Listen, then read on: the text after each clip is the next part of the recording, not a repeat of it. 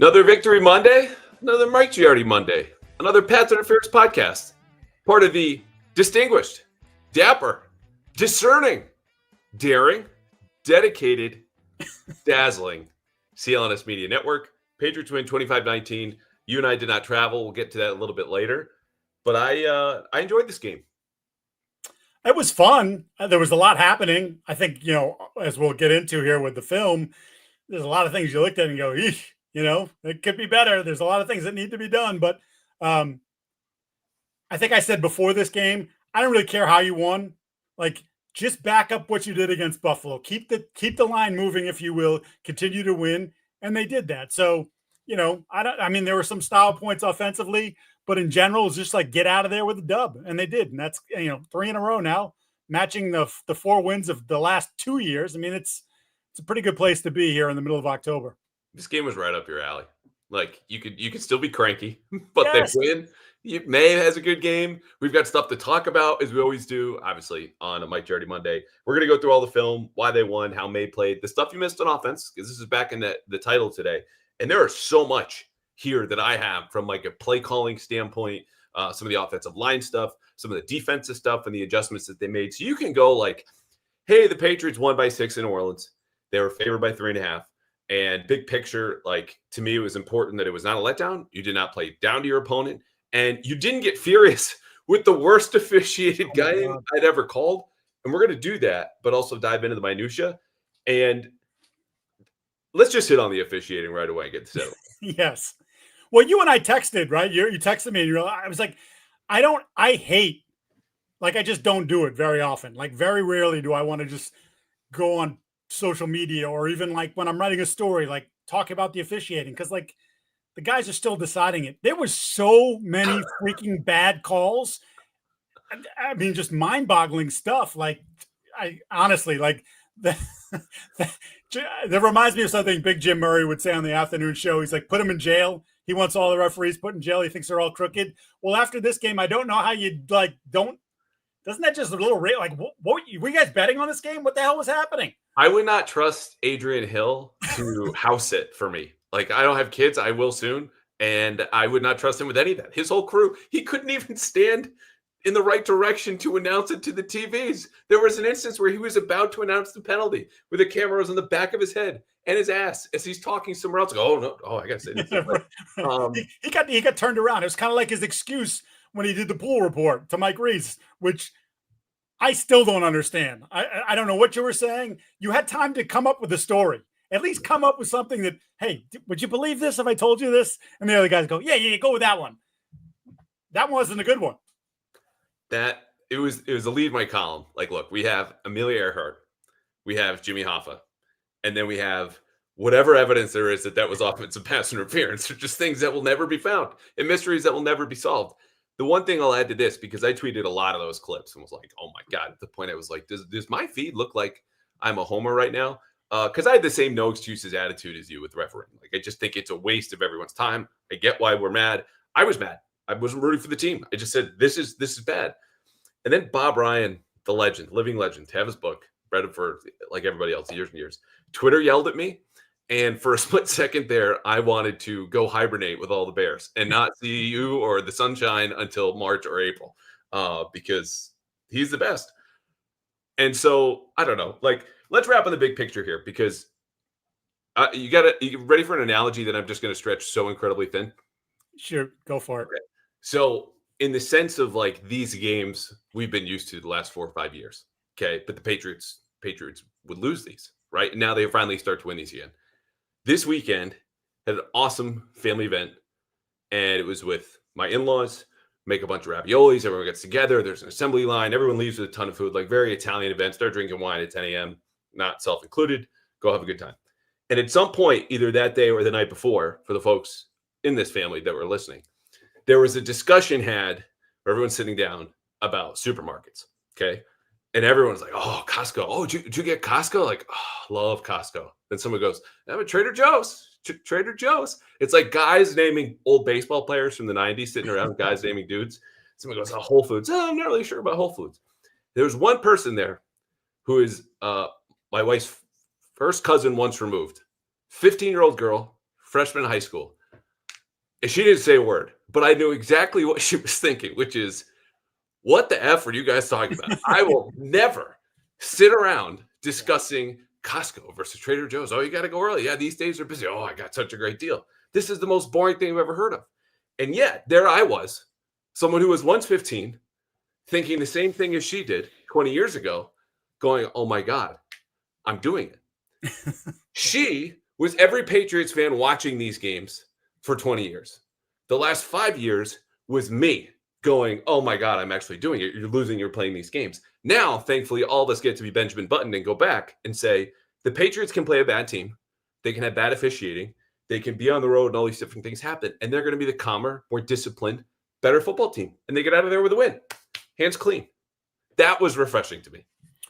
Yeah, and it's sort of the sign of the growth. Like I said, it wasn't about how they won so much as just winning. Like, just escape with the win and like continue to build that confidence and build the program that Vrabel, has and his staff have started, whatever it is, 8 months ago, and just continue that trend of, like, as I said last week, proof of concept, right? Like, keep telling you how we're going to win. And maybe it doesn't always come true, but then we're finding ways to win. We're winning. Now you're winning some games in the margins. Like, that's really important for a football team that, again, I'll say it, still isn't as talented. Like, there's still an offseason away from being what I think they want to be, but you're winning games in the interim with what you have. And that says a lot about what you're building.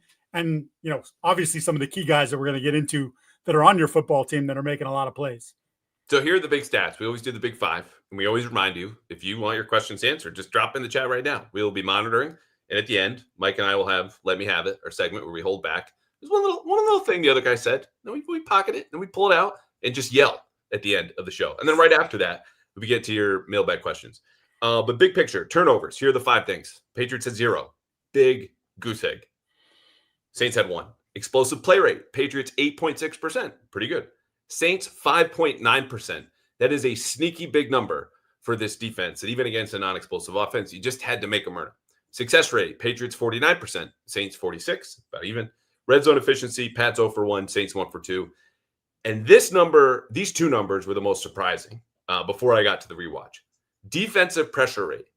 Patriots got to 40% per my charting, and numbers from this are all over the place, by the way. One of the most strangely graded and charted games for PFF I've ever come across.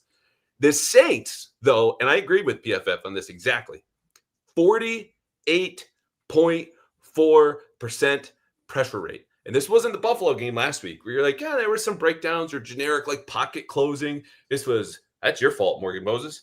Well, Campbell, you got to hold on a little bit longer. Garrett Bradbury, come on. Hurries.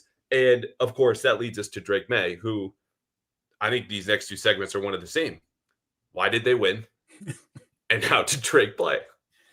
Yeah, I thought he was phenomenal again. It was interesting.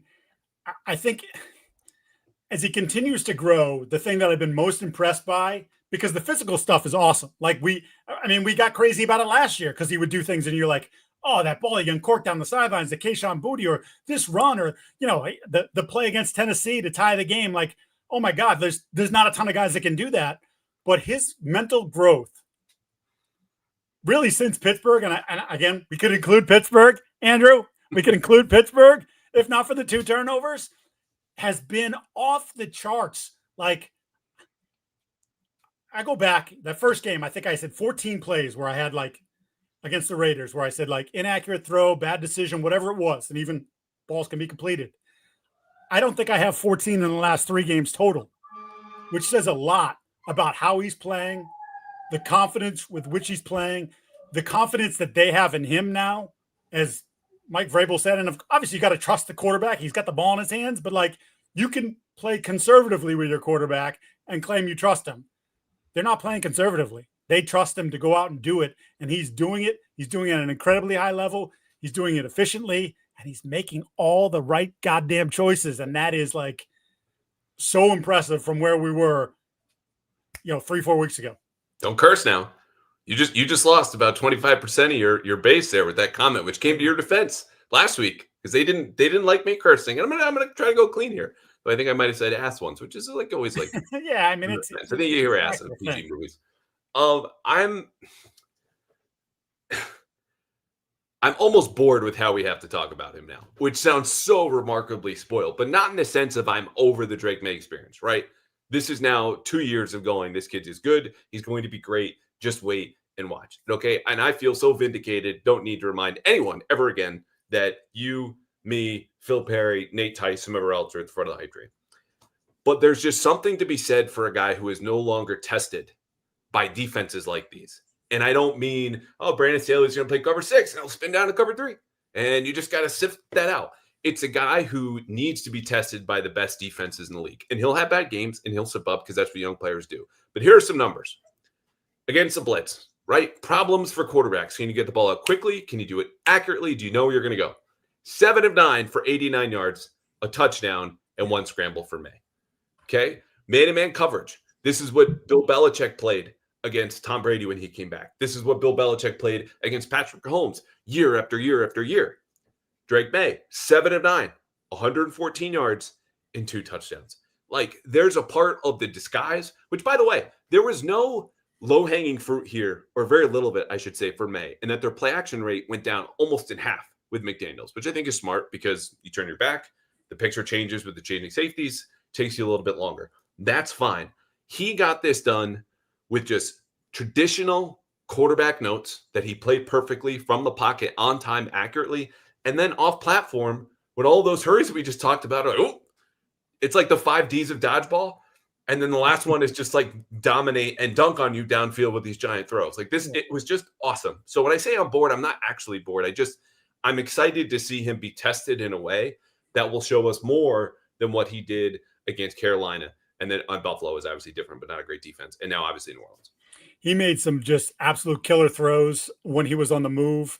I'm thinking about the one in particular. I think it was 3rd down and Mac Hollins, sort of a deep crossing pattern where he was under pressure and he kind of threw it a little bit crossbody, like he was on one hash. And it was just like, you see the reaction of the Saints players afterwards. It's like, oh, God dang it. Like we were right there. Like we had it. We got him off the field. And then, it's just like, that's the kind of stuff that, as I've said here in recent weeks repeatedly, like the Patriots players know they got a dude now. They look at him like he's going to make the plays. Like we believe.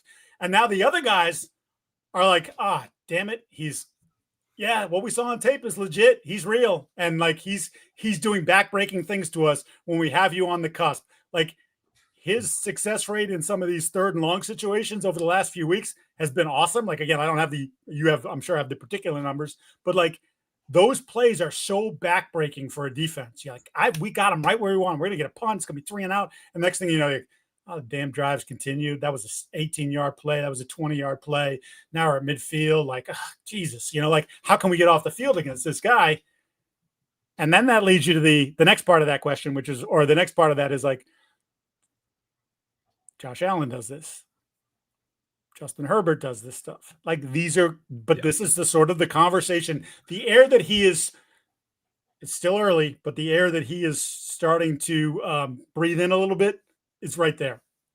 He's poking his head out. He's he's a dog. He's a little prairie dog. He's just, what's up? What's up, Josh? Hey, Justin. It's good. You got some room over there? Yeah. I'll come hang out. Again, I said it earlier, 48.4% pressure rate. And these are not all gigantic sacks. These are not gigantic QB hits, but just you're uncomfortable half of the time that you drop back. And you go and have a game where your EPA, by the way, at halftime, for the folks who get into the numbers, 17 points. Yeah. Expected points added. You have just, as a quarterback, given 17 points, and you're averaging over 1 EPA per play in the first half. Anyway, 18-26 for 261, 3 touchdowns, 12-yard scrambling, accuracy percentage over 83%. So just everything off the charts. The other cool part about this game was he got back to his roots a little bit. You know what I mean? Like we're talking about the discipline, and is he going to be able to play in the pocket? Is he going to know when to risk a turnover, when to extend a play, and when not to? He just got to extend plays and throw deep. 4 or 5 for 128, all 3 touchdowns, longer than 20 yards. And some of them were by design, the corner out to Boutte. I think it was right before the half. That was against man coverage. And then you had the other one where they had the screen right to Stephon Diggs. Nice play call for McDaniels. So I got stuff for you, Josh. And then that's covered. So he's got a bail left. And that's the off platform. Let me see if I can give my guy a chance. And that was Boutte's first touchdown. Like all the hallmarks you knew about him as a college prospect, it's cool to see him be mature. I also want to see the dude we all marveled at in college and be like, they are one of the same now. It's about striking that balance, right? Which we kept talking about. Like, how do you do it? And when Kurt Warner on the pod, he's like, the hardest thing for athletic quarterbacks is like, you got to win from the pocket. And it's so easy for some of these guys to get out of the pocket, and they've been doing it their whole lives. And like, can you play within that structure? And when you can find that balance, like Lamar was a struggle from the pocket early in his career. And I remember, I think it was the COVID year or maybe the year after. And Devin McCourty was like, he's a different dude now. Like what you remember him as, like now if you keep him in the pocket, he'll burn you there too. Like he'll consistently beat you from that pocket. So now it's like, oh, do I feel like just taking the 7-yard play, or do I want to run around and either keep it myself or let somebody else get loose down the field and make it happen? And that's what you're seeing. And again, it's a small sample size, but it's enough to make you feel good about it. I asked Vrabel today, by the way, about the little pitch to Trevion Henderson, where when you're watching it, and then when I was watching over again, I'm like, is that no, yes type situation? And Vrabel's like, you don't. It was a good answer, I thought, or a relatively good answer, or at least whatever, where he's talking about like, you don't want to take that part of it out of him when you start to get, some of those schoolyard plays where like that's part of who he is, and you don't want to neuter that. You just want to control it. And it feels like over the last few weeks that they found that sort of fine line, and they're walking it perfectly. Might have to neuter ourselves the way we talk about this game. I know, seriously. Especially for you. I mean, it's not like out of character, but like it's just a lot. He's great. Everyone should be thrilled. I said it early. For some folks, he's a franchise quarterback. I don't think anyone, like you look, all the deep metrics, all the regular stuff, top 5, top 10, top 5, top 10, he's there. And it's, I don't need to argue anymore. Just defense rest. Ready to get to the big offensive plan? Because this is what we do. What the plan was, what you missed, and then we'll go to defense. Yeah, do it. Drake. Okay. I think Josh McDaniels reflected exactly what his offense did on the field. I think he started really hot, and then I think he went ice cold. This is a game they primarily wanted to play in their two most common personnel groupings. You got 11, 3 receivers, 1 tight end, 1 running back, 12, 1 running back, 2 tight ends, 2 receivers. Okay. Their success rate in 11 with the 3 receivers was much higher. And that's not just because you got big explosive plays. It's just how are you staying on schedule? 61% success rate at 11 personnel, much like the week before. It's by far your best. And they dabble with some 2-back stuff, and they were in the pistol ones, whatever. He is isolating the Saints corners and safeties, as we all saw in the play action throws, and the aforementioned corner route to Boutte. Very well done. Very nicely done. On the ground, they tried to, and for a little bit succeeded, with these man-blocked runs. You see power, the pulling guard, because against defenses like the Saints who want to play too high and sometimes rotate, but mostly too high structure, that gives you a numbers advantage because they're in a light box. And when you add one from one side and pull them on the other, you got numbers. That's a good thing. Not only that, his play action shots, which again, only 22%, which is low for the season. That might be their season low, or at least lowest since the opener. Yeah. Same run actions. You saw Jared Wilson pulling a lot, which was good. And he used Diggs as a decoy, which we covered, and then a couple tendency breakers with Demario Douglas. And that all sets up very well against a defense that you expect to score against. The second half, though, this is it's like, what happened to him? First of all, tell me if you've heard this high of a rate before in terms of a passing tell. Okay.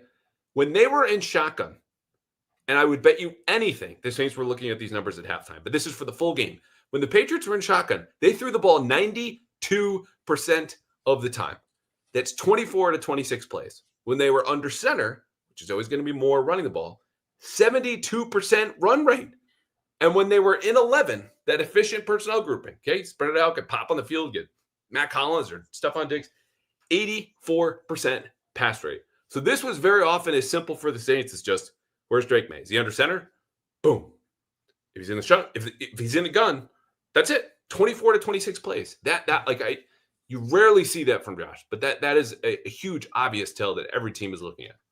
Well, I go back to what you were saying, though, first about how the Saints play and the idea of with the play action rate being reduced because you don't want to turn your back. So you're not seeing how the safeties are playing it. You're not getting that quick tell on it. If that was part of if this is just part of the Drake Maye first year in my program, and we're going to there's going to be baby steps on this part, and this maybe was a little bit of a baby step aspect to the game. That said, that's a telling number, and there's no way that they don't sit back there. I'm sure they knew it last night, and I'm sure they've talked about it already. Like, we can't be that much of a tell. We can't have that much of a tell. If we do that, Tennessee's defense is okay.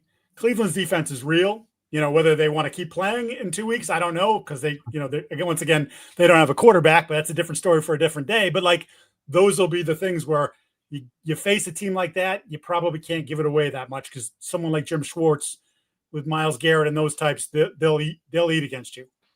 And about those three numbers I gave, like the 92% pass rate from shotgun is the biggest one. Like, you're under center and you're running between 60, 70% of the time. You're like a lot of teams in the league. So 72, not a big deal. Okay, you're in 11 passing situations, late in the game, whatever. Down in distance might matter a little bit more.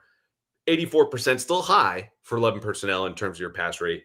But 92%, just based on where Drake Maye is way too high. Here is arguably the worst part, though. And you got to tell your boss, Greg, to put on the earmuffs, because I'm really bringing it to his guy, Josh, here. And I just don't want to do that to you. I don't want you to put you in the middle of. I'm the kid in the middle now. Yeah. Why the hell were they running on first down as often as they were at the end? 29% success rate when they ran the ball on first down, which is just to say, get 5. How often are you staying on schedule? And it's not like, oh, you want to kill the clock passing. If you have an incompletion, stops the clock, not great. You know what their success rate was passing on first down? Off the charts. 80%. Like, we covered how well Drake was playing. Yeah. I understand the inherent risk of stopping the clock and whatever. 80% throwing on first down. And especially if you got them under center, right? Given what we had just shared. Instead, they're going their last 5 first downs combined to gain 1 yard. They netted 1 yard on those last 5 first down runs. And you're just it was brutal. Yeah. The questions have, we've been sort of dialed in on the run game when talking to Mike and Josh the last couple of weeks. I thought Karen Garrigan had an interesting question just about, because we were talking about it beforehand, about like Ramondre's running defensively now, where he's so concerned about putting the ball on the ground that he talk about walking a line. He's not walking the fine line of being the athlete that he is, being the aggressive runner that he is, versus now, like, I've got to make sure that I don't lose the football again because I keep letting my football team down. And I think he's running a little bit defensively. And I think, we dialed up the numbers. I think they were, prior to this week, they were 13th in terms of yards before contact. So the offensive line was doing a decent job. We both looked at that first game against the Raiders. They didn't move a soul, but there's been opportunities since, and the running backs generally haven't taken advantage of it. I don't know what the numbers are now after this. It felt like there was less there in this game against the Saints than there's been. And we're now 6 weeks in. I said, if you can't run against the Bills, who can you run against? Well, they couldn't run against the Bills. And I was like, oh, actually, if you can't run against the Saints, then you got a prop. Well, they couldn't run against the Saints. Ramondre, 13 carries, 18 yards. Well, the Saints now are 4th in EPA when it comes to run defense. So, like, we all know there's a give and take. You play the Patriots, your run defense probably going to look better the next day. Feel real good. And if you're the Patriots run offense, like, you're probably going down against a defense that can kind of just hold its gaps. And old pal Devon Godchow. I don't know if he'll be appearing at Garrett Bradbury and Jarrett Wilson's nightmares anytime soon. Like, they're sleeping well. They won the football game. But those matchups didn't go great. So, but to put a number on the whole run offense, they're the worst rush offense in the league right now by EPA. And if you don't like EPA, how about 4th worst by yards per carry? Oh, and I got one more, because I always have one more. They got stuffed on 35% of their runs. That to me was just can you just fall forward? Can you just get 3 feet? But you're right, because this is not totally in Wilson, Bradbury, the line. Like, there are deeper numbers with the backs that say, you forget like contact and broken tackles. Like, it's just Trevin Henderson I praised as being very patient a couple of weeks ago. And he was. I don't know where that guy was. Yeah. It's interesting too, because you talk about the offensive line. How many times has Vrabel said, sometimes it's 10 guys doing the right thing and one guy doesn't? 2 examples of that in the game. I mean, there are plenty, but I'll just give you 2 that jump out. Stephon Diggs was responsible for a couple run stuffs. Just did a crappy job, got blown up. his guy ends up making the play or forcing it into someone else to make the play at the line of scrimmage or behind the line of scrimmage. And it's like, I know that's what you didn't bring him here to block, but like, dude, maybe if you make that block, maybe we're talking differently. Maybe there's a little bit more life there in the run game. And that's what it's been. It's one game, it's Mac Hollins missing a block here or there. Like they haven't put it together and they have to remain patient with it because you just can't completely throw it away. But boy, it sure would be nice to cobble together even just a league average rushing attack at this point. Just like what would that do? Because clearly, as we've talked about with Drake, like he's dealing. And a lot of the stuff that he's doing off some of the run action stuff, but then you throw that in there and have a little bit more success with it, would just make him more dangerous. Well, not just more dangerous. Like they're 6 weeks in a week or two, we're going to say confidently, and some people are doing this right now. You lose at Tennessee, people might have questions. Like the season declares in late October. Teams know who they are in late October or what they could be, right? And with the Patriots, you see the outline. You might have, by the end of the season, statistically, a top 10 quarterback. You do have a head coach that's driving winning for you and getting everyone going in the right direction. Big upset at Buffalo. 2-1 challenges in New Orleans. Okay. Everything else is going on with Vrabel. Only 2 missed tackles on defense, by the way. So the big thing that we're going, where's the good coaching? I don't see the good coaching. It's getting better. Yeah. Okay. You have a defense that is, for now, right below average, but they're excellent against the run. And they're just doing the please don't pass, but if you have to, just like keep it short, which was all of Vrabel's defenses in Tennessee. And you're going, all of that you can win with. You can make a surprise run of the playoffs with that. You cannot, though, with the worst run offense in the league. So that's what's at stake. You can probably sneak in with this team as it's currently constructed. And they've got a lot of time to get better and a lot of young linemen. But the stakes are, you believe in yourselves. All we got is all we need. All you need to make an AFC championship game, if you really want to get crazy, is to bring that run game up to league average, because then it's not who's stopping you, but you just go in going, we're going to get 17 or 20 here today. And it almost doesn't matter. Look at you talking about AFC championship games. I said, if we want to get crazy, let's get crazy. But we're not even drinking on this episode. Well, let's speak for yourself. I messaged Taylor Kyles, our colleague here at CLNS, at some point last night, and I said, I'm gonna have to get ahead of this. I'm gonna have to apologize to you. I was rolling my eyes at your 12 and 13 wins, and then, I don't know, the way the schedule looks, they keep playing like this, So I'm not ahead of it, Taylor. My bad. Not yet. Not about Taylor. I know, but it's trending in the direction. 4-2. Okay, you hit on this quickly, and I have the numbers to back it up. Which again, people don't like all these advanced stats. We got the regular numbers for you here too. According to the next gen stats, because look, the blocking is what it is. All the interior linemen had to run stuff. Stephon Diggs had to run stuff. Stevenson tripped at the line, and you got a couple of the line gets collapsed. Blocking's not been good. Travion Henderson, though, right now, according to the next gen stats, is the least efficient runner in football. He is gaining 1.2 yards below expectation based on the GPS location of where his blockers are, where the defense is, how many defenders there are in the box, all that stuff accounted for. You should be getting X. He is getting X minus 1.2 according to the next gen stats. That, again, I thought was not remedied because he's a young player and you have your ups and downs. But you could see it where there's just a wall, and instead of kind of dancing, waiting patiently, he's just running straight into it. And that's got to change, because that explains the broken tackle numbers where he had one and Ramondre Stevenson had one. And as far as the running backs go, that was it. Yeah, I know you probably get the same thing. Like people, hey, I have friends of mine, like, just why isn't Henderson why? I'm like, guys, I get it. He was awesome this summer. He hasn't been awesome this season. And it's by no means are we saying that he's damned, it's not going to work, he's not a player, they wasted a draft pick. None of that stuff. We're 6 games in, but through 6 games, he hasn't been efficient. He hasn't been very effective. Obviously, they're telling you a lot about it with Ramondre and his fumbling things, that they keep bringing Ramondre back out there, that they trust him more than they do Travion. And like, he's got to get better, and hopefully it does slow down for him a little bit and he picks his spots a little bit better. But again, through 6 weeks, it's what you said. There's a lot of running into contact, a lot of it. Yeah. finish on the offensive line. Then I'm going to go to receivers and we'll move on to defense. Because I know I've been very happy, proud. Feels like a little distant, proud papa. Like, from afar watching Kayshon Boutte, who I've already literally, quote unquote, eaten crow on this podcast about. Yeah. So I too am happy for him.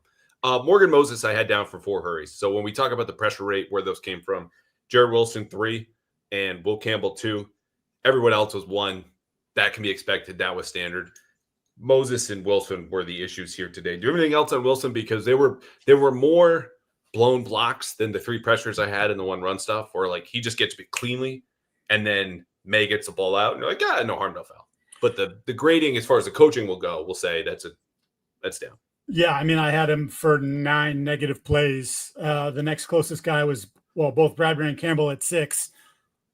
And there's a lot of that in the run game. A couple times physically not holding up at the point of attack. You mentioned Devon Godchow pushed him back a couple times. It's also an inability at times to get to the second level. And, when you're talking about the difference between a 2-yard run and a 5-yard run, or a 4-yard run and an 8-yard run, it's him getting to that second level. And several times just couldn't get there, either got tied up or his feet just weren't moving fast enough. And we're nitpicking all these little things about the run game. That's another thing where like there were a couple opportunities there to have decent gains. I'm not talking explosive plays, but just decent gains if he can get to his block or doesn't fall off a block. And he did. And that's, again, to be expected. He's a rookie, pretty loud environment, et cetera, in New Orleans, but not a great game. No, not a good one. In case you're just joining us, first of all, thank you for hanging out. Second of all, if you have a question, drop in the comments. We will get to the mailbag at the end. Mike will yell at me. I will yell at him. And then we will calmly answer all the questions that we have. Well, maybe not all of them. We do 5 or 6. You got a question, whatever it is, drop it in now. And tell the people, like, preach from the book of Boutte here, okay? Which may or may not be a porno. But, like, as far as Kayshon goes, tell me what was so good about this. Because all 5 catches go for first downs, including the 2 touchdowns. It's man coverage. They're contested catches. I guess I'm reading the opening lines here, but I'll stop and you go because you know and love receiver play.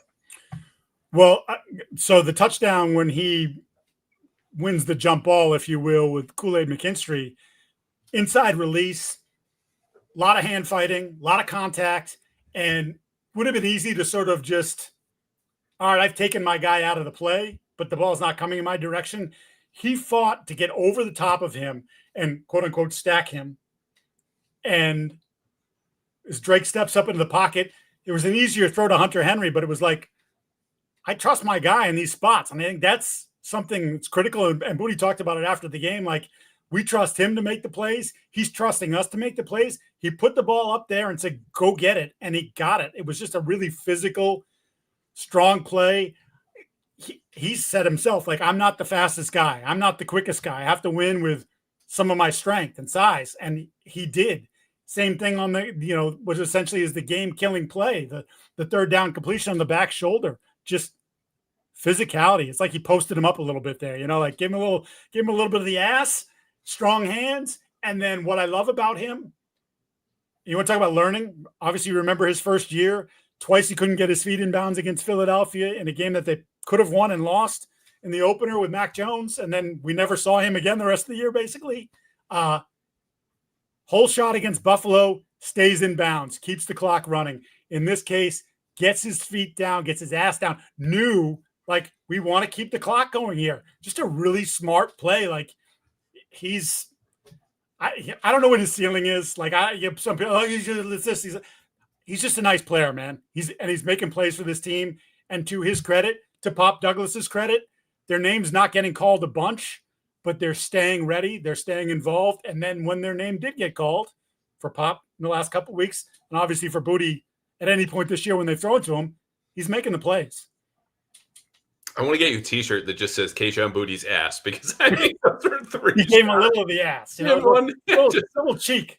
No, but it's such a good call because if this team wants to be a Vrabel team, which it is, but then you have to play like it. And I was, writing after the game, like, we're all going to look at Tennessee and talk about how Vrabel got fired and what the situation is there. And I'm like, forget the talking points. Like, look at the walk that those Titans walked because the Patriots are taking the same steps in their shoes, in their footsteps, meaning you're a tough, smart, situationally good team. Again, you saw the challenges that were won here, and that play in particular with a young player who's been boneheaded before, and that even goes back to questions as a prospect. He has matured, Kayshon Boutte has, as a player, and as much as I can tell, little I can as a person, more than any young player I can remember since I started covering the team. And that's a total credit to him. And I think being in this environment comes at the right time for him, who showed signs last year, but was also the same dude calling out his offensive coordinator after losses. Where it's like, man, we could have gotten you the ball 50 more times, we still would have lost. Like that's not what this is about. He knows what this is about now, and you can tell by plays like that,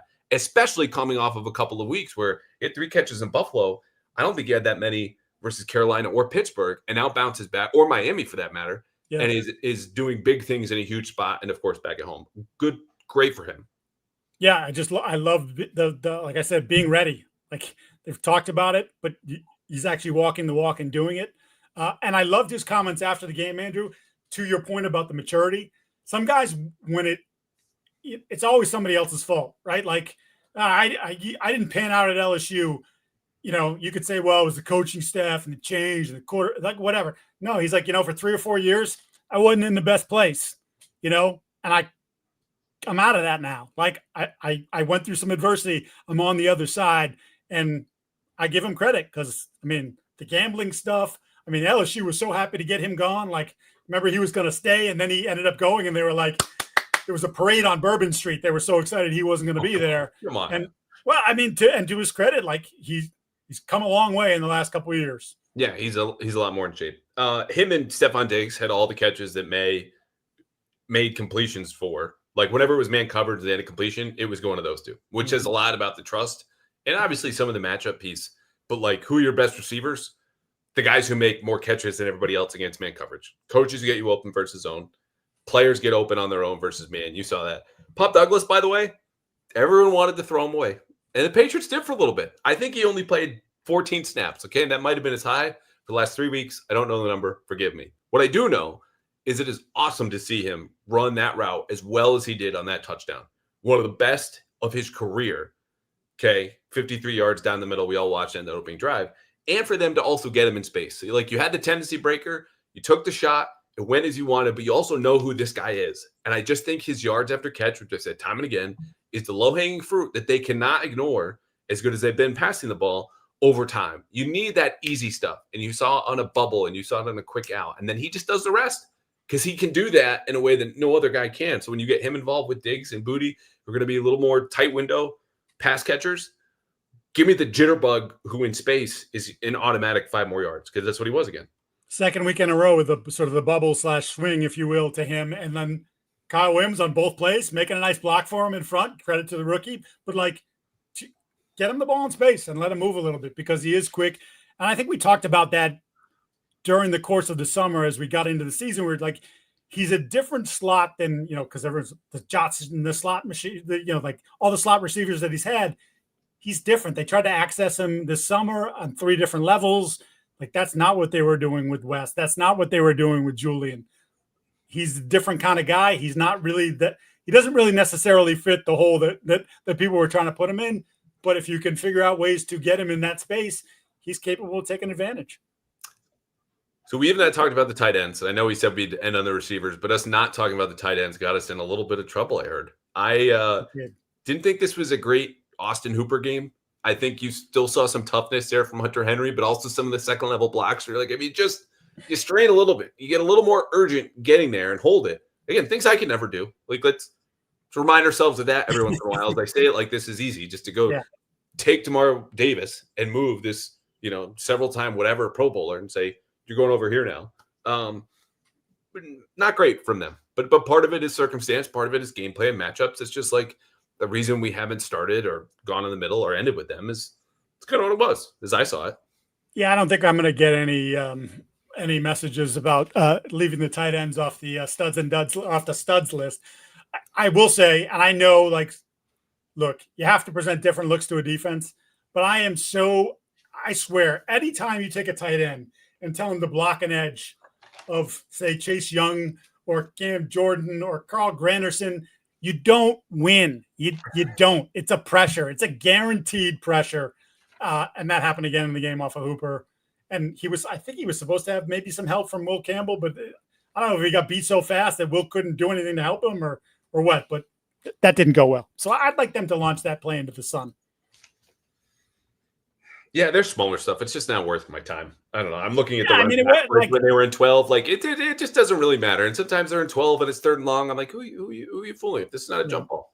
So, all right, I got it out of my system. Did we miss anything else? Did we miss anything to tell the people what they missed? Matt Collins, by the way. Look, we put the officiating to bed. I'm going to wake it up now a little bit. Say I'm sorry. I know he said you could go away. You could go to sleep. The OPI and digs, I tweeted it out. You see that every single week and almost every single deep ball. The non-call, though, on Matt Collins in the play after May was just like, F it. It's 3rd and 270 miles. Shoulder pad. Just all over him. Yeah. And that ball was close. So, again, we lather May up with all these, all this praise. Like, plays that didn't count are almost as impressive as the ones that do. But, yeah, he got robbed. That's tough. Because he's doing a lot of dirty work. Yeah, that was a complete hose job. That was a nasty, just, again, as we mentioned, one of about 17 different calls that didn't make any sense, or non-calls. That one did not make any sense. I'll give you one other thing. I mentioned Kyle Williams drew a pass interference or defensive hold, I forget, on one of his routes. He and Drake clearly weren't on the same page. And another one, Drake fired to his left. I think he wanted him to settle, and he sort of drifted a little bit, which, they haven't had a ton of reps together in game time. But as I mentioned, the block. And I'll give Ramondre Stevenson a lot of credit. Blitz pickup several times, including late in the game on the play to Boutte, right, where he got pushed, but stayed in front of the guy, held his ground enough to allow May to get the throw off. So 18 yards rushing, not great, but still contributing in other ways. I'm glad you brought that up because I tweeted about this. And again, I have my notes. I don't want to be influenced by what I see on PFF, but I'm going to go there for the missed tackle numbers. Like the small menial stuff I'm not going to chart, but I'm going to credit them for. I will chart the pressures and the pass block and all this different stuff. And I have him down for a hurry where he dives at Demario Davis, who's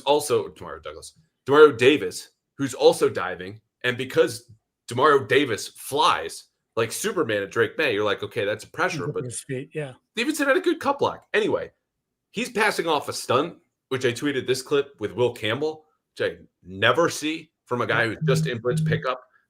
Super physical, stuck his nose in every time. Stuff you can't say about every running back. That's why he's playing a lot more. Okay. Now I think we got to everything. Yes. Got it. But we might have to change up some part of my later week episodes because I got to tell you, we are on a cold streak with Prize Picks. And I thought I was gold this week. Chris Olave, more than 4.5 catches. Boom. Locked it in. Nick Underhill was a huge help. I'm looking at the Saints defense being like, they're the worst defense in the league against number 1 receivers. Stephon Diggs had 100 yards last week. Hit 100 yards the week before. Why shouldn't I take Stephon Diggs more than 4.5 catches? Well, one of them was robbed thanks to Adrian Hill and company. Anyway, if you want to win money and your name's not Andrew Callahan as you watch sports, go to Prize Picks because Prize Picks has not only supported this podcast, it is the easiest, simplest, best way to win cash anywhere. I don't care all the places, all the companies, all the whatever's trying to get your attention, the apps. Prize Picks is it because it's literally that simple. You pick your own players. You pick the stats. You can change the stats if you think it's too high or you think it's too low based on what you know about the Patriots, based on what we share here in this podcast, and hopefully what Giardi will start to share so we can get out of this cold streak. But the bottom line is you can only do this at Prize Picks where you just build a lineup with the players and the stats, go between 2 and 6. There's Venmo, there's live support, instant withdrawals, instant deposit, super easy. Everything you want, any sport, basketball coming up, by the way, is all at Prize Picks. And here's the best part. If you download the Prize Picks app today and you use code CLNS, you can get $50 in lineups after you play your first $5 lineup. That's code CLNS to get $50 in lineups after you play your first $5 lineup. Prize Picks, it's good to be right. That reminds me, I do not think the Celtics season is going to go well, but I do think it'll go well when early in the year, I don't know if Prize Picks is factored in, like that they're going to play so fast and it's going to be nonstop and Peyton Pritchard is going to average a bazillion threes per game. Give me more than threes for him, Sam Hauser, Jaylen Brown before they start to catch on with their algorithm because they've already broadcast. We are 6 seconds or less Phoenix Suns. Oh, we are hot in your tail. We're not even going to get to 20 of the shot clock. Joe Mazzulla is so excited to just lean into this thing. I'll show you guys. Yeah. Oh, you thought we shot too many threes last year? Screw. We're gonna set an NBA record this year. By the way, I just happened to look at the box score of their game. Was that last night? Yes. I didn't realize they had 47 guys on their roster in the preseason. I mean, I will tell you, I'm not a preseason. They had so many guys play last night. It was unbelievable. They had like 20 guys play last night. Okay, that's not 47. It's called, what do you call that? You know what? I was elaborating. Okay. It's a little white lie, but you get the point. I was like, I'm literally going down the box score. I'm like, how many freaking guys are on the bench? You got to have the coaches that sit in the second row. They had to go to the third row because that's how many guys you had in the second row. Gosh. Anyway, that's my rant. That's my rant on preseason NBA basketball. Yeah. All right, defense. This was not great for a while. No. And I think it caught the Patriots by surprise because you want to know, okay, what was the game plan? And then what did you miss? Here's the game plan. As I saw it, there were 3 tenets. Number 1, anytime Taysom Hill comes out, we don't know if he's going to block or if he's going to throw, or if he's going to catch, or if he's going to run. We're going to match with base personnel. Okay, we want to stop your run game. We do not want to give you a lifeline if you're Spencer Rattler to lean on Alvin Kamara. Base personnel, big guys, we're playing them out there. And they only played base personnel, which is 33% of the time, as well as their 3-corner nickel, because that's how they want to play 3-corner nickel. The second tenet, we're going to play a lot of man coverage because we know this is a quick, efficient passing game. Stay on schedule, success rate. We don't even care if you're the Saints, how many points we score. We just want a very high success rate. That's how they play offense. And here was the third. And I don't know if it was misguided, but it was certainly the most ineffective of these 3. They're going to blitz Spencer Rattler, and they did, to a 50% dropback rate in the first half because he is slow to recognize blitz pressure before the snap. And you saw this in the first play, where obviously he burned them 53 yards down the right sideline. Carlton Davis comes in for a corner blitz. 3 plays later, Craig Woodson says hello, coming off of a safety blitz. The Patriots blitzed 10 times, 7 of them with the defensive back. So this is from depth, it's disguised, and Rattler had a 50% success rate versus man-to-man. Same thing versus the blitz in the first half. Technically, the Patriots did not blitz in the third quarter when Zach Core, there's got to be a name there, like the banquet play caller. You know, the banquet Zach. I got you, yeah. He called 1 blitz in the third quarter, and it was negated by a illegal contact or holding penalty or whatever. But basically backed off of the core game plan and then came back to it twice because there's a delicate balance between, okay, we know all this stuff about Spencer Rattler and we know all this stuff about the Saints, and this is true. He's not good against pressure. We got to load up, blah, blah, blah. And then the game happens, and everything in front of you is telling you, nah, man, they're great. Like, this is not working. Yeah. So he saves it for high leverage situations. It was the Marcus Jones sack at the start of the fourth quarter, gets them off the field. That was third down. And then the last play of the game, another blitz, Marcus Jones coming in, a little bit of pressure, not total pressure, but forces a third down incompletion. So they ultimately got what they wanted. It just took a while and took them kind of backing off to eventually get into it. Because that third quarter was a lot of just 4-man rush, some Tampa, some cover 3, and just kind of to hang back. Yeah, I mean, the Saints effectively moved the ball for a better part of the game. They've had problems. You mentioned 0 for 1 in red zone, getting on the cusp of the red zone and not being able to do anything with it either. In some ways, I mean, I know the game script was different, but like, what was it, 7 out of 10 drives that Carolina had ended on your side of the field? Felt like the Saints were in that same sort of line, but they were getting points out of it, just happened to be getting field goals and not converting touchdowns. And I got to tell you, I sent this text to you. You're like, oh, spicy. If Chris Olave does what Chris Olave is paid to do, and we both talked to our boy Nick Underhill, New Orleans.football. Great job covering that team. Great site if you're interested in just league and X's and O stuff. He's got great stuff down there. He said Chris Olave is the best player in their team. And we saw it. I think Chris Olave is the best player in their team. Chris Olave had 3 balls hit his hands that if he catches 2 of them, do we have a different game? We certainly have a different script, at least, right? Because it's the butterfly effect, right? You don't know. But yeah. The pass breakup in the end zone by Marcus Jones, that ball off his fingertips. I don't know. Malik Neighbors catch that? Pick a guy. Who your top player, does he catch that ball? That was close and maybe should have had that one. That in a touchdown could have been a big play. Had a huge drop it was a kind of an out cut on the right side. He wrestled with himself on the ball. Throw was a little high, but nothing that he shouldn't have caught. And again, there was another one late where he dropped it. It was he makes those plays. They're talking about getting some explosives. They had a couple in the game. could have had a couple more. I don't know. Like I said, butterfly effect, you don't know. But I'm just saying he had moments where the ball was in his hands and he didn't make plays that a lot of people in the league think he's capable of making. Different script for sure. I think we can't say how good May was and then go, he doesn't finish that game in a way that he might have with 2-minute drill and kind of kill the clock, go ahead. But the point about Olave is interesting because I think that was the battleground that you're looking and going, if you're the Saints, this is what you want to exploit, right? You always want to leverage your strengths against their weaknesses. And the other part of the game plan that I did not mention that surprised me is Olave starting to get more catches and they're targeting him, especially versus man, which they played a lot more of in the first half than the Patriots did in the second, is they didn't shadow him with Christian Gonzalez at all. And I think the short answer, guessing here, not reporting, not to be aggregated, that their faith in Gonzalez right now, who was limited in the last 2 practices, and his ability just to shut someone down man-to-man is lower than the public consensus, okay? And I think their feeling about Marcus Jones playing man coverage is probably higher than public consensus. And when you watch that tape, they would go, we're right. He had 3 pass breakups. Like in that one against Olave, which he probably still could have caught, but I have to give Marcus Jones credit because he fought through not 1, but 2 pick routes to get up and over that in man coverage and then dove at the exact moment Olave shoots his hands, which is the number 1 sign defensive backs are looking for. Where's the ball coming? My back's turned. I don't know. Look at the receiver's hands. They go out. So does all of Marcus Jones's body parallel to the ground, gets enough of the arm to break that up. So he played well. I would have shadowed a little bit more with Christian Gonzalez because, again, if Olave is not the target in all these critical downs, a lot of these were third down that you just mentioned, and I just did. What else are they going to? You know, like that was it. Yeah, I mean, Shaheed is a field stretcher, and obviously they hit, that's a guy they look to down the field. I think he had like 1, maybe 2 catches underneath, but like that's not his deal. That's not what they look to him for. I love the Marcus Jones shout out. I'm sure he's going to be on our studs. There's no question about it.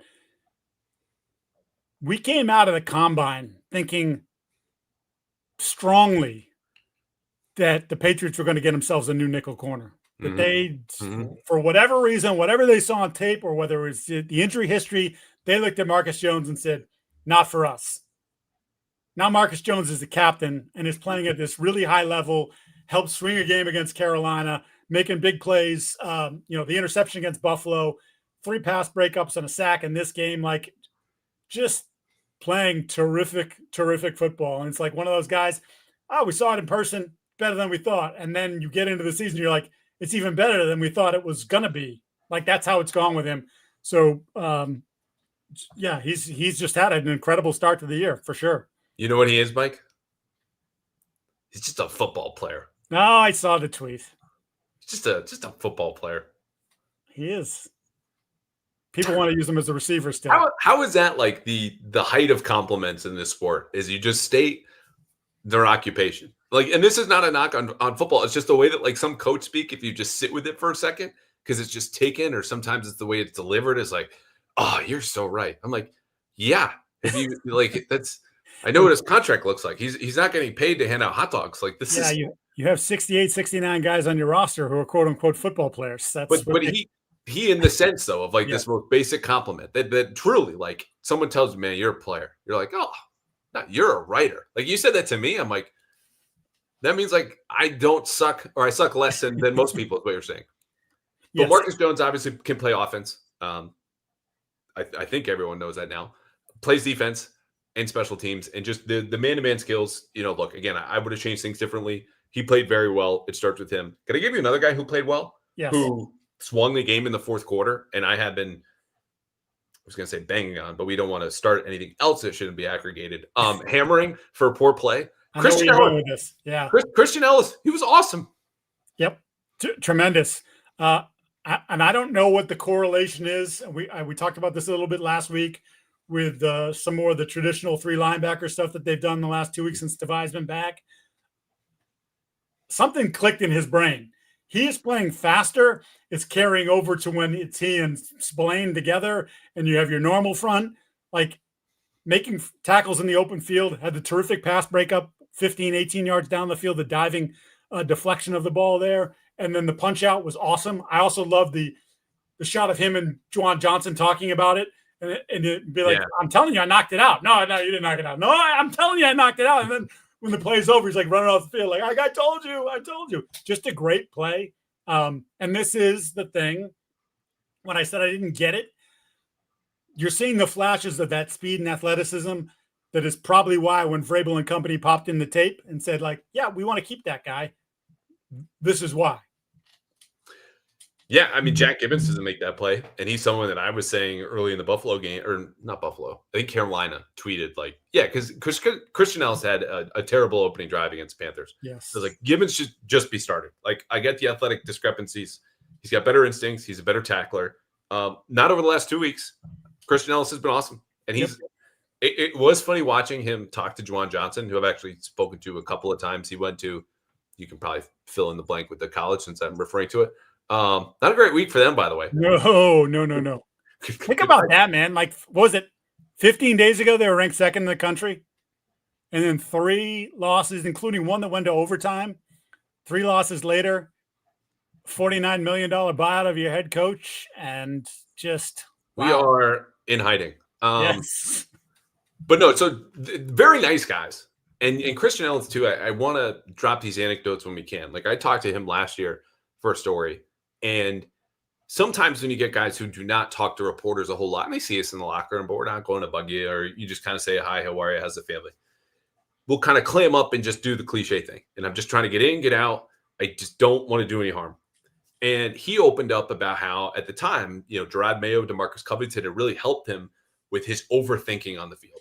And you could see it at times, the hesitation or just going with the obvious thing. I'm like, I know you're a smart guy. Why are you falling for this jet motion where, the receiver doesn't even open up to like take this fake handoff? And I wonder if there's something there with him too, where like the system familiarity and all this different stuff, because you're right. He's been a different player. He'll have worse games coming up. This is not permanent, but it's just to say that there is something there. And I was probably a little bit too quick to dismiss him, though granted, his tape before this year didn't like wow you. Like, this was still a bet on traits, and a guy who's also, just a terrific person and hard worker and someone you want in the locker room. It's just eventually like you kind of are who you are, but maybe not. Well, and to your point about just comfort in the system, maybe like look at Spillane. His first 2 games were bad. That was like you did not pay that guy that kind of money to play that way. In the last 4 weeks, awesome. Tackling everybody, like where he's supposed to be, setting things up, sees things oftentimes before they actually happen. So like maybe he got it 2 weeks earlier than Ellis did. I don't know, but like those 2 guys in particular, as a tandem the last couple of weeks have been really good. So Jalen Hawkins was out, which meant Kyle Duggar had to play. And I know when Carlton Davis comes in that corner blitz on the very first play, and then they go long, and naturally, I think it was Olave, yeah? Yes. Goes by Duggar, or whoever it was. We'll find this out in a second. Everyone's like, oh my God, there's Kyle Duggar. And I'm not saying he had a great game, but for a game plan that was big into man coverage, especially early, the way that they could keep him out of those matchups, which is just to say, hey, play single high, I think worked out very well. And the instances when he blitzed, go back and watch those. He arrives swiftly and with the violence and making an impact, where even just the sight of him flying in, and maybe it's just the aesthetic and his hair's going, and you're just like, oh, okay, this is a little different. This is not Marcus Jones, all due respect. You felt him a little bit more in this game. And that is something you've not been able to say about Kyle Duggar a whole lot, where his impact was felt, even going back to last year, except in an obvious, oh, there goes another guy for a touchdown right by him kind of way. Like that, this was positive. I don't know when Jalen Hawkins will be back. Didn't practice at all last week. But while we're in the secondary or back 7, like we have to acknowledge, because if I'm the Saints, I'm going, yeah, we're going to use all the motion stuff I've been talking about when they're in man and try to get someone on him. The Patriots said, no, we'll keep him safe.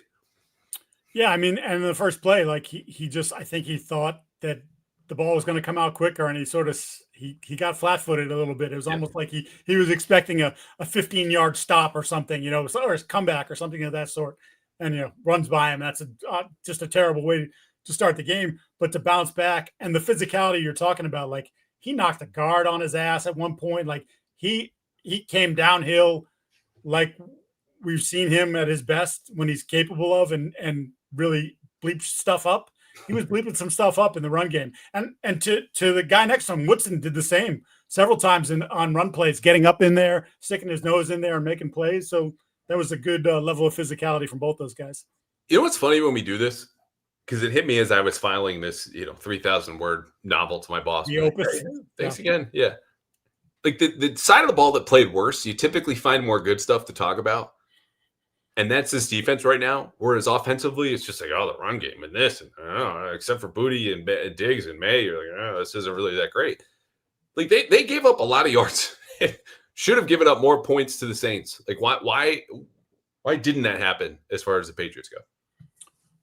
Because Marcus Jones made some awesome plays. No, like, I mean, there were some individual plays and big moments. And then like the Saints have struggled in the red zone all year. When talking to Nick, it was like, well, they don't have anybody over 6 feet tall. They don't have like big target at wide receiver. Is that a problem? I don't know. In tight space, I will say the one thing is, like, I thought Rattler played pretty well. Like, if you look at a lot of the numbers, and if, again, different metrics, or you want to go by PFF grade, which you know how I feel about, but like all of them were high. They were all good. Rattler doesn't want to make the mistake. So when he's between the 20s, like, he'll run around, he'll do some stuff. But when it gets in those tight windows, his accuracy is not awesome. And I feel like he just doesn't want to let it rip because he's afraid. And I think you saw in the fourth quarter, in a couple moments where he had to let it rip, those were his worst throws of the game. Like, he's not capable of, or at this point, of unlocking that in his game, or he just doesn't have it. But I think that was part of it too that played into it. Just in those tighter moments and tighter windows, he's just not capable or doesn't want to.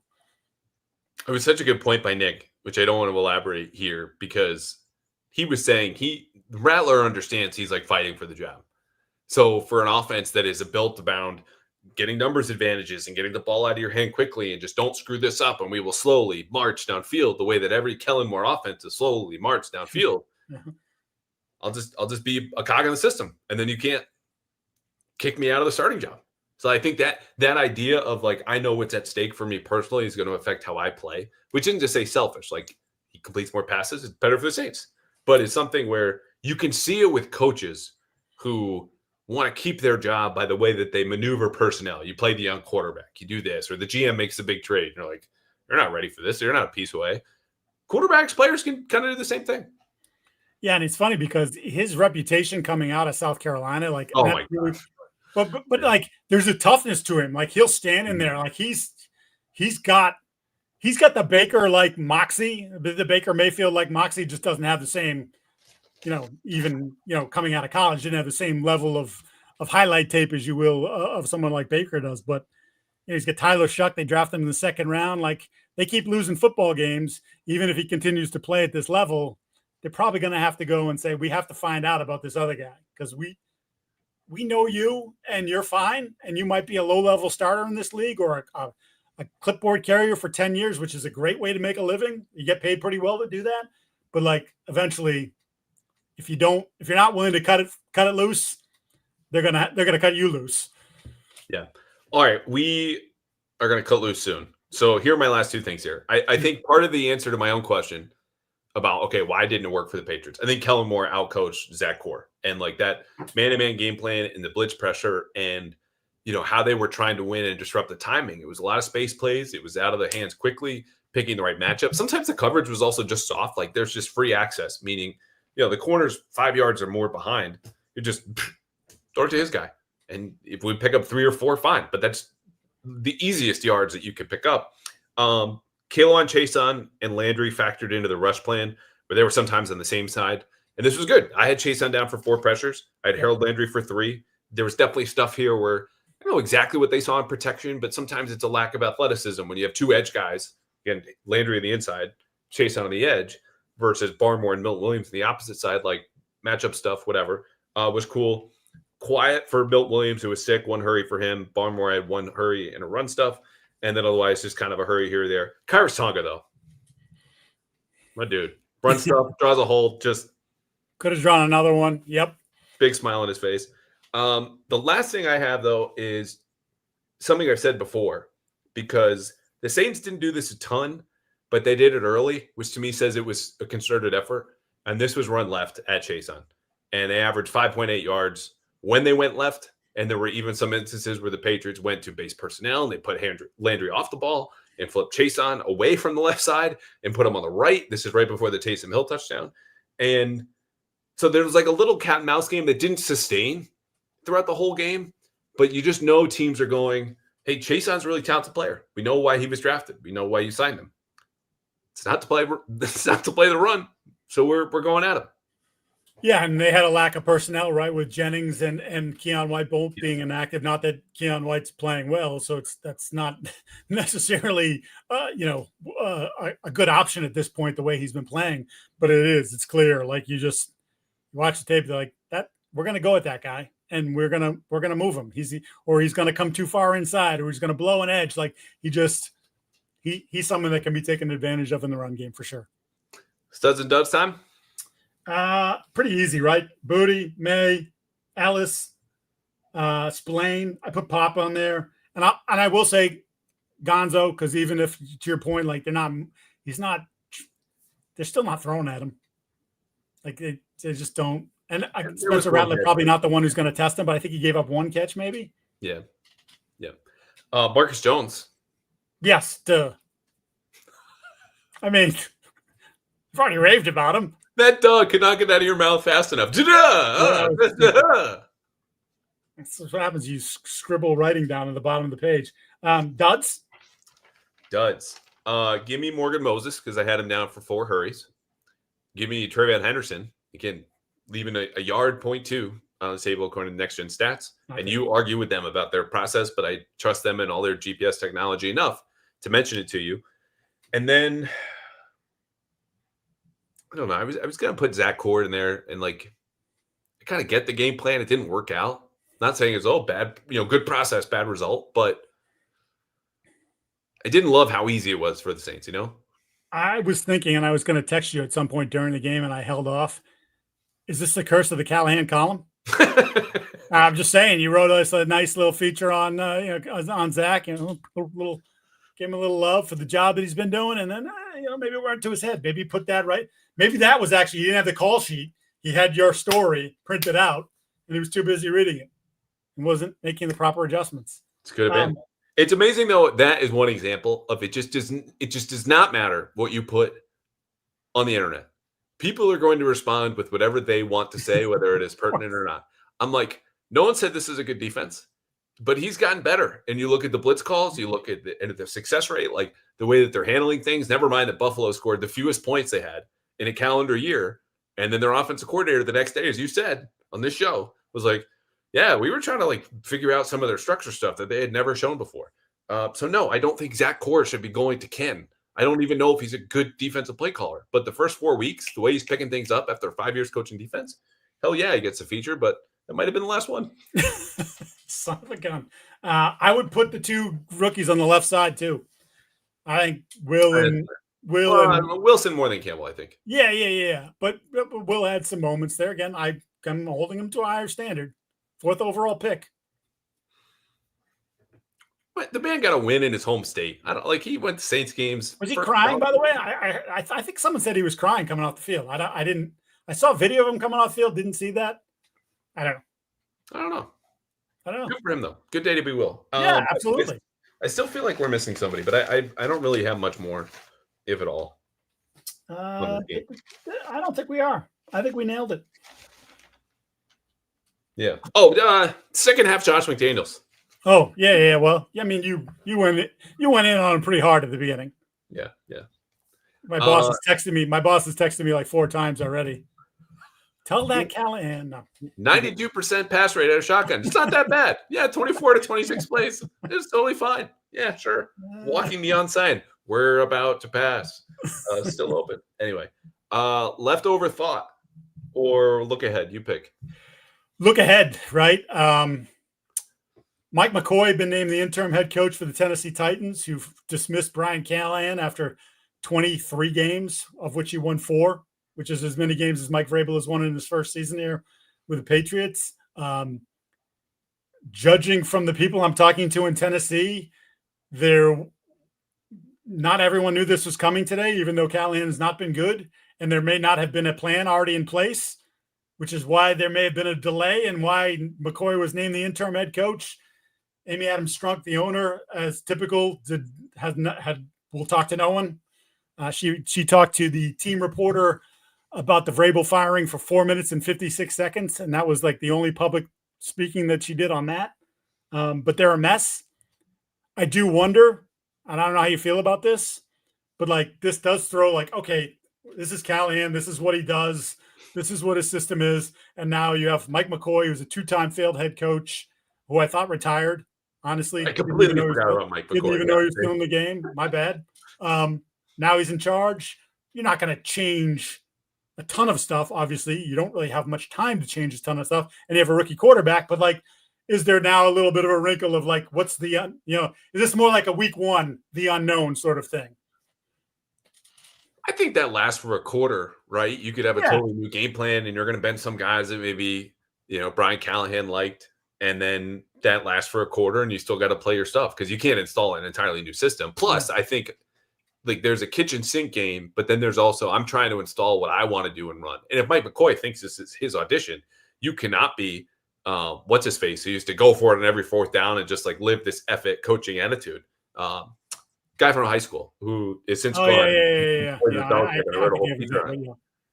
Anyway, some wrinkles, but I think ultimately that's not going to sustain them. My thought on this is I do not care what Mike Vrabel says this week. That man wants to go down there and rub some faces in some dirt. And it could be 40-3. It could be 40-10. I don't know. I don't think he's going to put Drake Maye at risk against Jeffrey Simmons in the fourth quarter if the game's out of hand. But I think it will be bombs away and beat them and show them, because that relationship at the end with him and Amy was, maybe even non-existent. And part of that is like, look, you have to stay in contact with your boss and have a relationship. So when things go bad, you can talk it out and keep your job.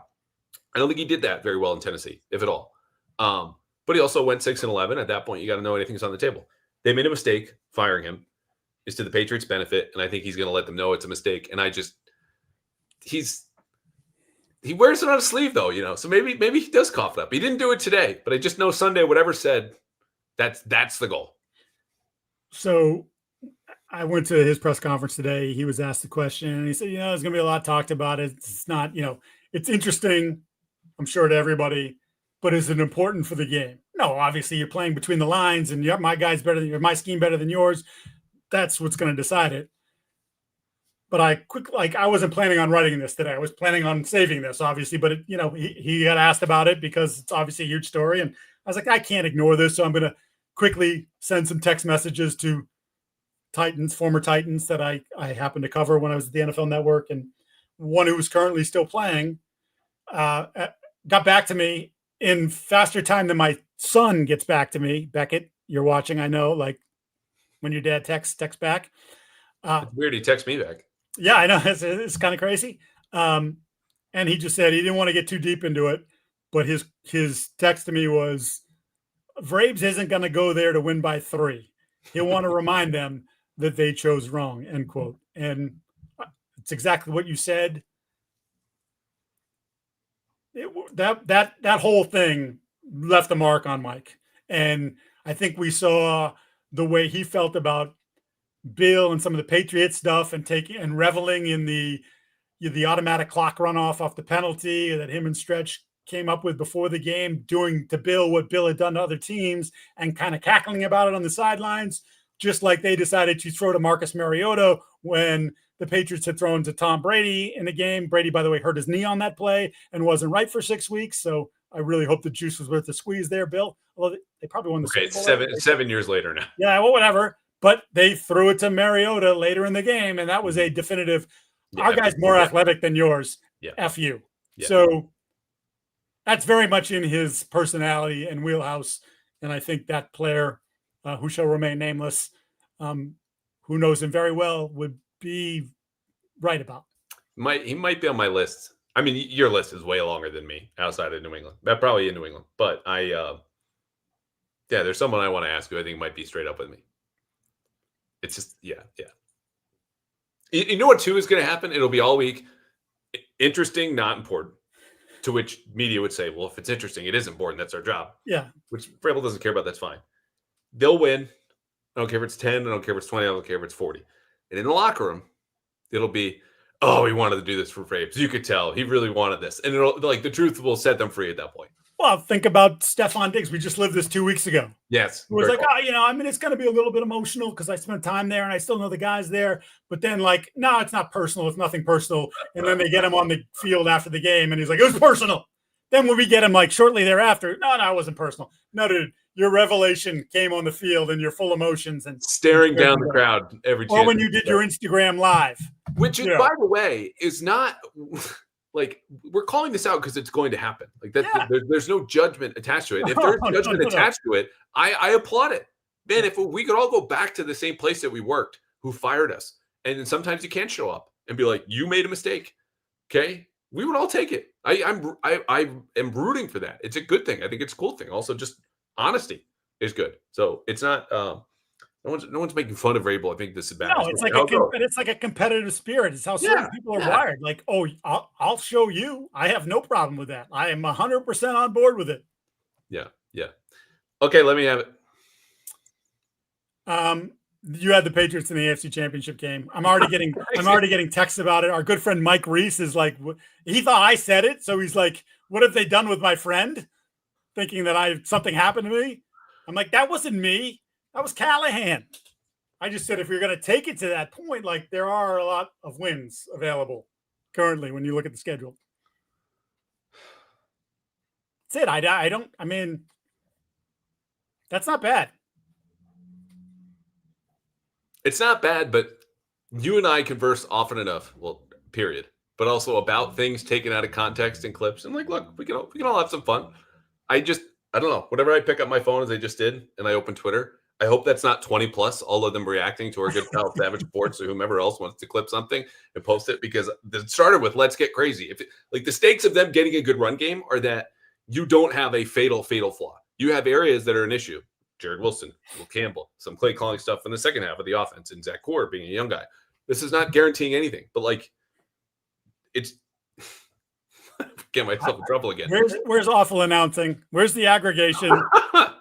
It does include, I'll just say to Amit's credit, our fine producer who's sitting in on the program. You don't. So he got it. So he did it first. All you need, well, he clipped it. All you need to make an AFC Championship game, if you really want to get crazy, is to bring that run game up to league average. Then we're not even drinking on this episode. To which I said, actually, I was. I'm gonna be drinking now. That was delicious, by the way. That's a party pump from Trillium. Party Pump, huh? Yeah. I know. Interesting name. Just leave it. Yep. All right, Amit. Questions, baby. This is, by the way, if you were late, but I think I did this when most people were listening. If you got a question, drop it in. Amit will pull it up and we'll answer like 4, 5, 6. If I'm just gonna open my phone now. I want to get this over. See how bad it is. Why wouldn't Reese text me? Because I think he thought it was me. I think he just saw the headline and thought I was saying it because I retweeted it. Okay, we're double digits, but this is. Do you think the Pats could trade for someone like Trey Hendrickson with his bad situation on the Bengals? That is Joey. That's a good question, Joey. Trey Hendrickson walked off the field yesterday, did not finish the game. A back injury, not exactly what you're looking for with a 31, soon to be 32-year-old pass rusher, but his ability as a pass rusher significantly dwarfs anyone that you have on your football team on the outside, on the edge. And so what's the cost? They wanted a first-round pick and a young, cost-controlled defensive player when they were asking for prices on him this offseason when he was holding out. Obviously, no one paid that. I can't imagine he'd get a first-round pick for him, but could a desperate team like San Francisco, who lost Joey Bosa and then lost Fred Warner, who needs a pass rush, would they give up a second for Trey Hendrickson? And then would you be willing to go that high? No. Should you be willing to go that high? No. Yeah, me neither. Sorry. A 3, yes, I would think. They're already making the AFC Championship game without him. I don't know why you need that. Good point. Well, now you're talking Super Bowl if they do that. No. Championship. The timing and the age piece, and it's all related, right? The age, the contract, the timing for you when you would do this, just doesn't align. Like he is a like you're saying, a team that believes it's one piece away or needs some depth to kind of make a run. This reminds me that we get a question on Twitter before we started, and it was about whether or not Kayshon Boutte, who will be extension eligible at the end of this season, should prepare for some contract talks or should be approached with said contract talks. If you can get him on a discount. And I don't even know what that would be for him at this point. Very insightful. Thank you. No, but like, what are we talking about? Are we talking? Is he an 8-figure a year player now? Is he a $10+ million a year player? 10, yeah. I'm not going much higher than that. Probably topping out at 12 for now. I like where this is going, but again, that dynamic of money and guys feeling like they've arrived, and does that kind of come back, that sense of like, give me the ball? I don't know. And I say that not like I would guarantee things go south with Kayshon Boutte if you gave him, a giant, just cartoonish bag of cash. I just don't know. And that's the thing. When you give out more money than that, you want to know. He's been more productive. I was just thinking off the top of my head, two guys that signed this offseason. Josh Palmer signed with Buffalo, and it's essentially a 1 year, $12 million deal. I think it's 3 and 36, but I think they could get out after 1 year. De'Ami Brown, 1 year, $10 million, I think, with the Jaguars. Boutte's more accomplished than both of those guys. Which, I mean, not that he's super accomplished at this point, but like based on last year and now with the couple pockets of games this year and the clear relationship that he has with Drake, is that worth, someone suggests, is that worth 3 and 33? Yeah, that was a Jacoby Myers deal not too long ago. Right. Deal. So considering how that's aged for those guys. Myers is a more high volume player. I don't think Kayshon's ever going to be a high volume guy. Right, but then there's the yards per target or yards per catch are much longer for Boutte, as you're kind of like downfield, go get it, versus the 6, 8, 12 yards that is the Jacoby Myers experience. And there's also let's not forget, and he's still a year removed, right, from being actually the extension kicking in, because he's year 3. Yep. They're over the cap for next year. Not that can't easily be manipulated. We know that it will be, but like, these are things you have to think about. Okay. All right. Next mailbag question. Trade for Derrick Henry. Not question. Should they trade for Derrick Henry? If so, what would you give up? We did this last week, right? 2 weeks ago. I was looking up his contract. He's got $11 million guaranteed next year. Yeah. And a lot of this is when certain things trigger, and the Ravens can get off of his contract without much penalty, despite giving this giant extension in the spring. Yeah, it was only like $2.5 million, right? I don't think they're going to be inclined, even if the season continues to spiral down into the toilet, to part ways. Someone floated to me Chuba Hubbard today. That was more attractive to me. I don't know his contract status, but that's a guy, when you talk about yards over expected, I believe he's up there. And they have Rico Dowdle now, who's going on. Maybe Chuba Hubbard's injured. Forgive me if I'm missing out on Panthers news, but I like that profile. Like I said, a little bit younger, cheaper, but just steadier than what you've been getting. Hubbard has an ankle, I think, which I think he dealt with when he was playing against the Patriots a couple weeks ago. Yep. Is it Chuba or Chuba? I don't know. I don't have to think about the Panthers for 4 years. I'm just. It's a fair question. I don't know either. I always. That's one of those names I've heard it and then I can't remember it, or no, I'm not bothered to remember it. If this was a running back on the Vikings or the Packers, I'm like, yeah, I'll spend some more time. I spend some time with them on a Monday night or a Thursday night. What about Tony Pollard? You're going to see the Titans this week. Pollard's contract, I want to say, was like $10 million a year. But it was short. It wasn't like a 5-year deal or anything. I think it was like 2 and 20 or 2 and 22 or something like that. So you'd be trading for a guy. I think he's in his contract here. I'll look that up. Dallas wore him into the ground too, like that for that 1 or 2 years. So he had that, and he had the bad ankle, but I mean he worked you over pretty good last year. I mean, who didn't? Then again, so did so did Mason Rudolph. All right, Ahmed, next question. I said that was great. How long? This is a good one, which is not to dismiss everyone else, but a lot of praise for Drake Maye. We're probably going to do it next week, maybe the week after. Who knows for how long? But how long can Drake Maye keep this up at this level? I mean, why can't he? I mean, I think we're only just beginning to see him come into his own, and the confidence is growing, and their confidence in him is growing. And yeah, I mean, like I said, 2 weeks from now, if Cleveland still wants to play, if they're still into it defensively, that'll be fun. That'll be a good test. Like, I don't think Cleveland can score. So, you could probably not play your best and beat them comfortably, but like, that'd be a good one. Like, I'd like to see that and that team being engaged and Jim Schwartz wanting to say, like, no, kid, you ain't seen nothing yet. That'll be a good one for me. He's going to have a bad game, and I think soon. And that is just the nature of the NFL. It's the nature of playing quarterback. It's the nature of having a 17-game season, and the Bucs will be after that, and Todd Bowles and all the different pressures that you'll have. And frankly, before this week, I know the Falcons were number 1 in DVOA on defense. So like they'll come to Gillette after that Cleveland game and before they go to Tampa, and we might all look it over, talk about Penix versus May and all this different stuff. And what if it was Bill Belichick who was coming to town, which just would have been delightful as a storyline. Anyway, he'll stumble a little bit and it'll be fine, but that will not dismiss or negate or erase, just like people talk to, if they lose in New Orleans, does that cancel the Buffalo win? No, we can all watch things and understand that they happened and that the ink is dry and hold it in one hand and whatever happens next in the other. So I don't know how long, but I think what we are seeing, the strength of this sample, the power of it is so strong that there's no part of me that doubts he is going to have an above average season as a quarterback in the NFL. The only question is, does he finish top 14, top 12, or top 10? Jaden Daniels last year, for all the praise he got, and granted rookie year, but like he starts wire. Unlike Drake, who sat the first handful of games behind Jacoby Brissett and was in a terrible situation with the coach that got fired and the whole staff got fired. All the stuff we've been through it before. Yeah.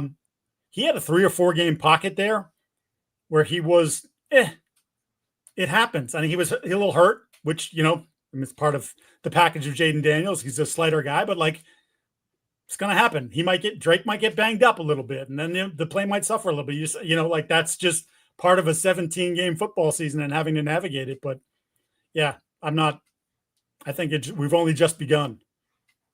So exciting. All right, let's do one more if we have it. And then we'll get out of here because we have gone almost an hour and a half. This is a pretty straightforward game. Let's see. Oh, another one from Moravia. Thank you. If this is the beginning and he gets better, how can we not? I love it. Not win the AFC. He's already playing better than 95% of the NFL quarterbacks. So, are we sure this isn't Mike Reese, a pseudonym? Yeah, we need to rearrange these letters. What an anagram? What is this an anagram for? Taylor Kyle's 32. Look, here's the thing. Mike wasn't far off when he said that if Chris Olave catches 2 more passes, the Saints might win that football game. And then we're not talking about AFC Championship game, anything. It's, are they going to be in Cancun or are they going to be in Puerto Rico watching that game because their season will be over? My point is, if things get better, which right now the worst rushing offense leaps halfway up to being number 1, which is a huge leap to make, there's enough here to just say we have a plan A and a plan B and a plan C. But as far as what this team will be, like there's so much more to go and so much more surprise to have. Like Kansas City beats Detroit last night, and a week ago they lose at Jacksonville, and you're like, is the dynasty dead? Is this over? The Ravens, this whole season, just completely to crap. Yep. No one's not coming. So there's a difference between there's an outline, there's a hope, there's a this, there's a that, versus this will happen. How can it not? Like, that's the NFL. Like this is why I've come to, I think, hate week 1, because we waited 9 months and then everyone gets so certain about what's going to happen. And this is lost and this is the best. Like, it's still early. We got 11 games to go. So that on anything, aside from the fact that Vrabel already took a team that started 1-4 to the AFC Championship game, and this is a more talented team with a much better quarterback, there's just everything's on the table still. Yeah, that's what true. It's like, and I'll say it again when we were talking about that conversation. The schedule is freaking, it's a joke. And when it came out, I'm not one of those, you got to show me. I want to see them practice. I want to see what happens. I want to see who gets hurt, because it invariably never quite looks like that. Guess what? It looks like it did when it came out. It is Charmin soft. 9 of the 10 teams right now that we'd be picking from 1 through 10, Tankapalooza, 9 of them are on your schedule. And two of them, the Dolphins and the Jets, you played twice. You've already beaten the Dolphins once, but you still have two with the Jets and one more with the Dolphins who have to come to Foxborough. So, I mean, there's a lot of things that are in your favor right now for sure. Yeah. You know what I just realized, though, is I missed my window on, I think it was the first week of the season, because Brian Callahan didn't know the rules. And I swear to God, I was trying to find an old tweet of mine with the story that I couldn't find in our system because, lo and behold, the Boston Herald does not have the best system. Shocking. Huh. And what instead came up, because I just also don't know how to search Twitter, was a bunch of like things that had just been said about Brian Callahan and how he sucks and what a moron. And I filed that away, being like, I have to file this story on deadline, but I would really like just to go through some of these where they omit Brian. You just see Callahan and then some sort of just complete like dunk or dismissal and just cursing him out and just retweet a bunch one Sunday, just for kicks. Now he's fired. I suppose I could still do it now, but we're like too far removed from the firing that I'll never get to just kind of use Brian Callahan as a leaping off point. Though there's enough of that directed at me actually on Twitter, which is fine. But it was just there was such vitriol there when they lost to Denver, and you're like, you could have beaten maybe the best team, or one of the better teams in the AFC if you just knew the freaking rules of the game that you're being paid to coach. It was your boy Ayamanor. He was in bounds and he didn't think he was. That was an elbow. It was the elbow doesn't count or something. And no, Brian, the elbow does count. So that's all on Brian. But also his stretch, whoever he is, because everybody has one now. His John Stryker. He obviously didn't know it either. So just from the top down, just a debacle. Do you think that guy's like 5'1"? Well, isn't that Evan Rothstein? Oh. Little fella. Not working there anymore, doing that same job. No. Did a lot. All right. Patriots are at Tennessee. I'm excited to see how they deny that they want to push the Titans bleeping and then do it, I believe, on Sunday. But again, maybe not. Who knows? Cam Ward's actually pretty good. That part is also going to be fun. Number 1 overall pick is going to be across from me on Sunday. All right. Anything you got coming up tomorrow? I think you're musing tomorrow, yeah? Musing's tomorrow at some point, yeah. I mean, it all depends on Greg's schedule with his game recap, the Bedard breakdown. But that'll be out. And no, looking forward to got a Tennessee person coming on the pod tomorrow on the All 32 pod.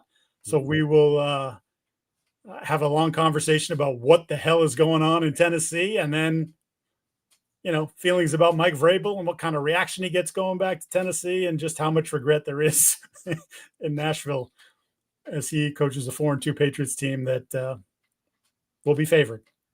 Go on, play. Sure. Yes. They're on their second head coach and second GM since he was fired less than 2 years ago. Unbelievable. Yeah. All right. See you next week. See you.